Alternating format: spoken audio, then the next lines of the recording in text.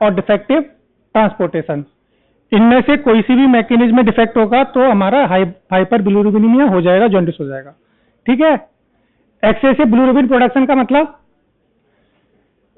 इसका मतलब है हीमोलाइसिस, मोर हीमोलाइसिस, है ना। जितना ज्यादा आरबीसी का डिस्ट्रक्शन होगा उतना ज्यादा बिलिरुबिन बनेगा। ठीक है। हिपेटिक अपटेक, लिवर में कोई डैमेज है, एंड इंपेयर्ड कॉन्जुगेशन, उसमें भी लिवर में डैमेज रहता है। ठीक है ना। डिफेक्टिव ट्रांसपोर्टेशन का मतलब ऑब्स्ट्रक्टिव जॉन्डिस, ट्रांसपोर्ट नहीं हो रहा है। ठीक है।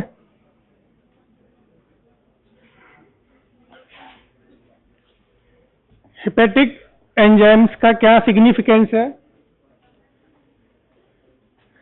एंजाइम्स को देख के हम लोग इजीली बता सकते हैं कि जॉन्डिस किस टाइप का है ना। अगर एसजीओटी एसजीपीटी का लेवल इंक्रीज होता है यानी कि हिपेटिक जॉन्डिस है। ठीक है। और अगर एल्कलाइन फॉस्फेट और alkaline phosphate, mainly alkaline phosphate का इंक्रीज लेवल होगा तो कौन सा है? ऑब्स्ट्रक्टिव जॉन्डिस, है ना। और एलडीएच किस में बढ़ता है? हिमोलाइटिक जॉन्डिस में, है ना।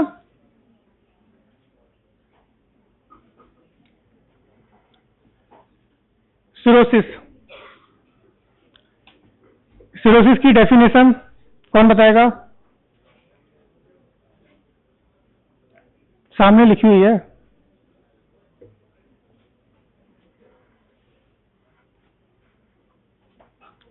इसमें तीन इसके फीचर्स होते हैं। Number 1, irreversible chronic injury of the hepatic parenchyma. Number 2, extensive fibrosis. And तीसरा है फॉर्मेशन ऑफ रीजनरेटिव नोड्यूल्स। लिख लो, ये डेफिनेशन बहुत इंपॉर्टेंट है। एटलीस्ट जब भी कोई एग्जामिनर पूछता है तो सबसे पहले क्या पूछता है? डेफिनेशन पूछता है ना। और हम वहीं पर ही अटक जाते हैं, तो वो आगे कुछ पूछता ही नहीं है। तो डेफिनेशन आपको एक्यूरेटली आनी चाहिए। ठीक है।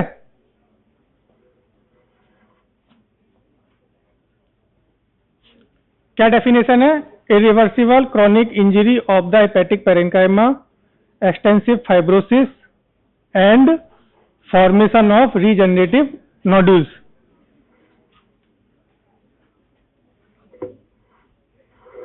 प्री हेपेटिक जॉन्डिस में कौन सा बिलिरुबिन बढ़ता है? अनकॉन्जुगेटेड, है ना। और पोस्ट हेपेटिक में कॉन्जुगेटेड। और हेपेटिक में दोनों, बोथ। ठीक है।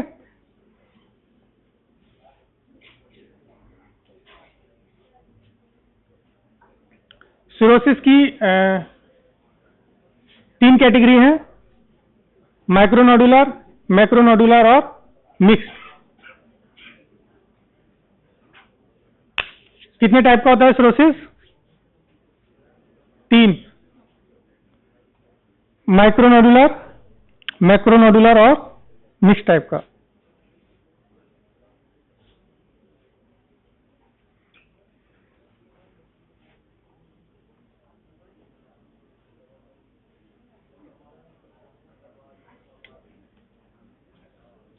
माइक्रोनोडुलर में जो साइज होता है नोडुल्स का वो होता है लेस देन 3 mm। ये सारे क्वेश्चन वाइवा में और एमसीक्यू में पूछे जाते हैं, है ना। Less than 3 mm, relatively uniform in size, distributed throughout the liver, rarely contain portal tract और afferent vein, liver is of uniform size और mildly enlarge, reflect relatively early disease.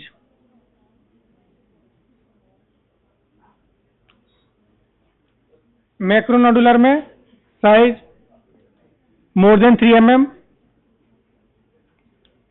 usually contain portal tract and efferent vein, liver is usually normal or reduced in size, mixed pattern if both type of nodules are present in equal proportion।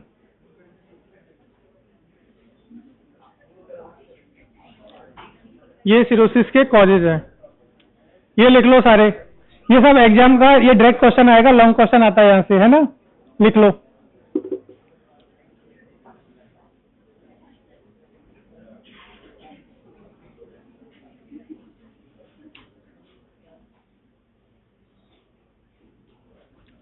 Causes क्या है? सबसे common cause सबको पता है, number 1 पर alcohol, है ना, पता है सबको। दूसरा वायरल हेपेटाइटिस, तीसरा बिलियरी ऑब्स्ट्रक्शन, चौथा veno occlusive disease, hemochromatosis, Wilson disease, autoimmune disease, drug and toxin, metabolic disease and idiopathic.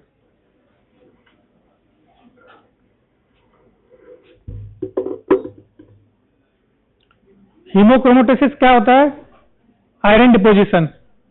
और विल्सन डिजीज में क्या होता है? कॉपर का डिपोजिशन होता है। ये सब क्वेश्चन पूछे जाते हैं, है ना, एमसीक्यू में। समझ में आ रहा है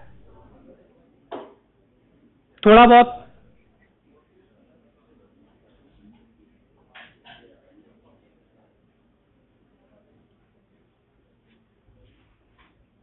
क्या क्या क्लिनिकल फीचर्स होते हैं?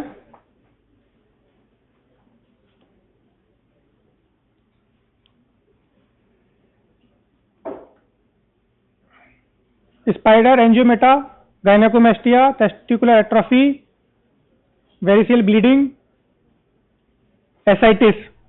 एसाइटिस क्या होता है पता है ना? पेरिटोनियल कैविटी में फ्लूइड एक्यूमुलेट हो जाता है और एब्डोमिनल डिस्टेंशन होता है। Hepatomegaly, splenomegaly and hepatic encephalopathy. Hepatic encephalopathy क्या होता है? ये बहुत कॉमन प्रॉब्लम है ना? पेशेंट को साइकोसिस, कोमा, अनकॉन्शियसनेस डेवलप हो जाती है ड्यू टू द सिरोसिस। क्यों होती है? क्योंकि अमोनिया एक्यूमुलेट होने लग जाता है ना? जो टॉक्सिन्स होते हैं वो एक्यूमुलेट होने लग जाते हैं, है ना, जिसकी वजह से हिपेटिक एंसेफेलोपैथी होती है।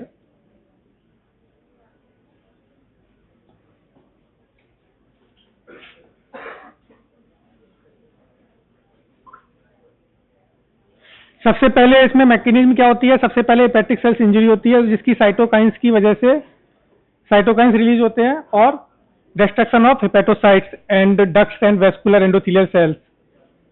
एंड उसके बाद में repair mechanism, proliferation and regeneration, जिसकी वजह से अल्टीमेटली फाइब्रोसिस भी होता है और सिरोसिस डेवलप हो जाता है। ठीक है।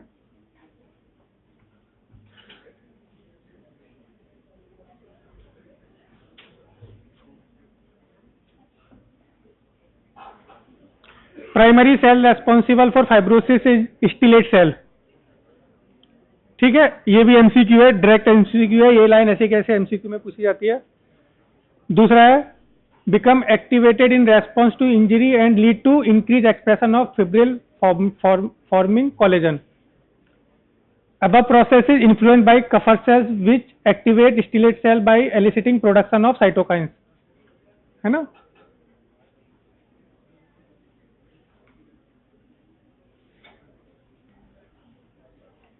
Sinusoidal fenestration are obliterated because of increased collagen and extracellular matrix synthesis.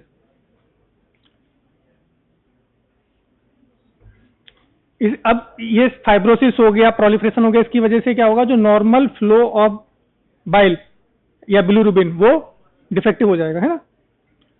Prevent normal flow of nutrient to hepatocyte and increase vascular resistance. Initially fibrosis may be reversible if inciting event are removed. With sustained injury, process of fibrosis become irreversible and lead to cirrhosis. ये पूरी mechanism है। समझ में आई बात? Due to the early injury of the hepatocyte, there is release of the cytokines, है ना? Cytokines की वजह से क्या होगा? स्टिलेट सेल एक्टिवेट हो जाएंगे और फाइब्रोसिस, है ना? और ये जैसे जैसे प्रोसेस बढ़ता जाएगा, जैसे जैसे इंजरी बढ़ती जाएगी ना, और इरिवर्सिबल हो जाएगा। ये सिरोसिस का पिक्चर है।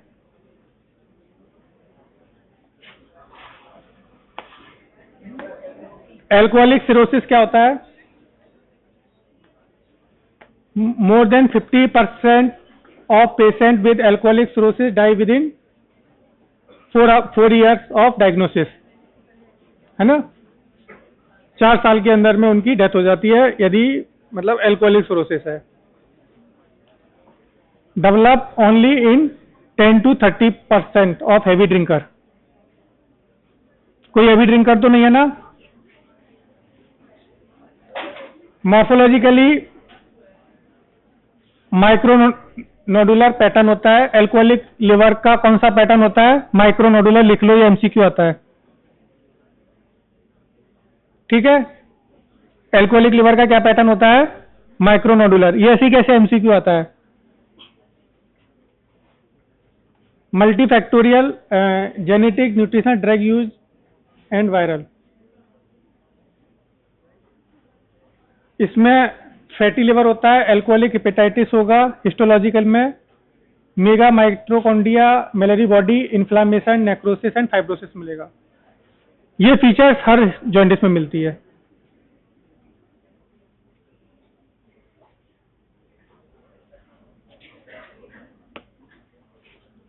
Most common cause of cirrhosis क्या है?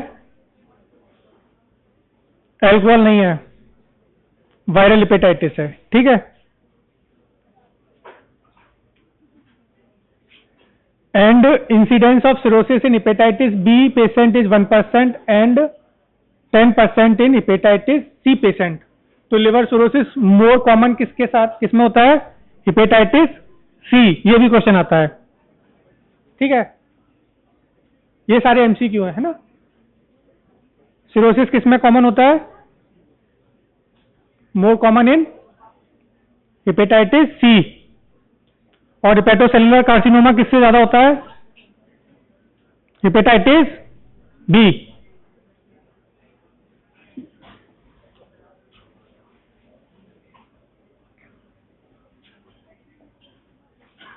डायग्नोसिस में क्या करते हैं? पेशेंट एसिम्प्टोमेटिक भी हो सकता है, एंड पेशेंट की हिस्ट्री, फिजिकल एग्जामिनेशन में हेपेटोमेगैली, जॉन्डिस, हेटाइटिस, स्पाइडर एंजियोमा, स्प्लिनोमेगैली, पाल्मर, फैटर हेपेटिकस और परपुरा, एलिवेटेड एलएफटी एंड थ्रोम्बोसाइटोपिनिया। समझ में आया बात?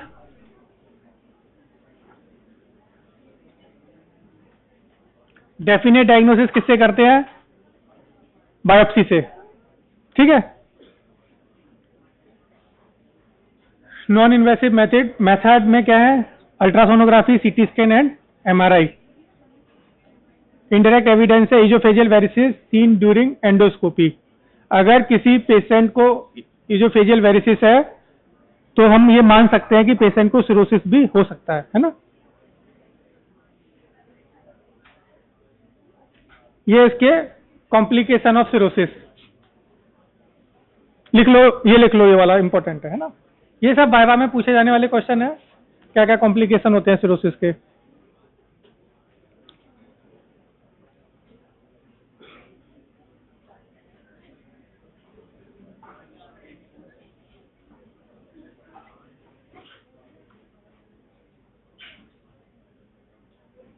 हेपेटोरीनल syndrome, hepatic encephalopathy, portal hypertension, water retention, haematological problems होती हैं, एंड हेपेटोसेलुलर कार्सिनोमा डेवलप हो सकता है।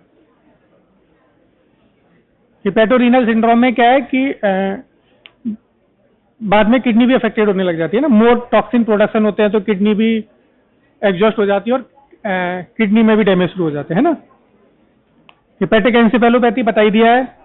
पोर्टल हाइपरटेंशन पता ही है, ऑब्स्ट्रक्शन की वजह से जो फ्लो है वो भी डिस्टर्ब हो जाएगा और पोर्टल हाइपरटेंशन हो जाएगा ना, पोर्टल वेन का प्रेशर बढ़ जाएगा। वाटर रिटेंशन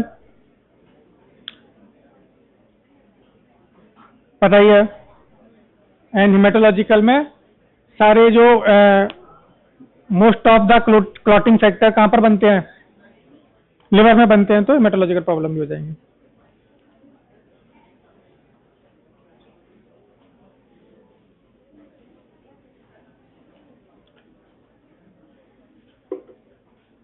समझ में आ गया?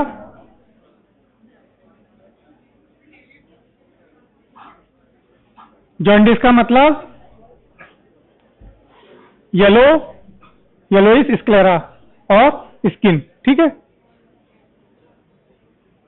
अब मैं एक दो क्वेश्चन पूछ लूं किसी से, बहुत आसान आसान से पूछूंगा, छोटे छोटे से। ठीक है, हर रो में से एक क्वेश्चन। बिलिरुबिन किस लेवल पर, क्या लेवल क्या होता है जब जॉन्डिस क्लिनिकली डायग्नोस कर सकते हैं? More than 3 milligram, very good. Next row, cirrhosis की डेफिनेशन कौन बताएगा? इस रो में से कोई भी, या तो तुम में से कोई अपने आप खड़े हो जाओ, नहीं तो मैं अपने हिसाब से खड़ा करूंगा। हाँ, सबसे कॉर्नर तुम। सिरोसिस की डेफिनेशन बताओ बच्चे।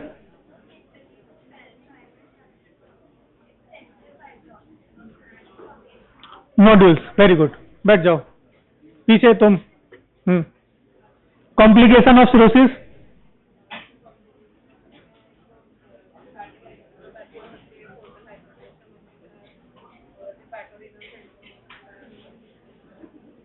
बहुत है, बैठ जाओ। पीछे तुम।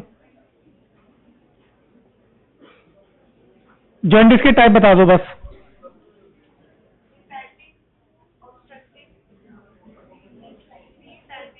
प्रीपैटिक, बैठ जाओ। पीछे रेड, रेड। हाँ, ऑब्स्ट्रक्टिव जॉन्डिस में कौन सा एंजाइम इंक्रीज होता है? एंजाइम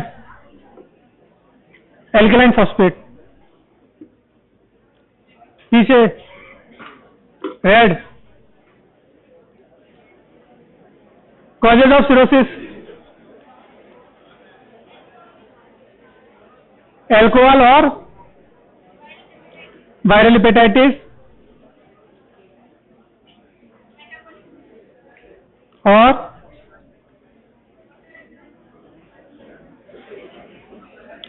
हीमोक्रोमेटोसिस, विल्सन डिजीज, है ना, ड्रैगन टॉक्सिन, इडियोपैथिक। बैठ जाओ।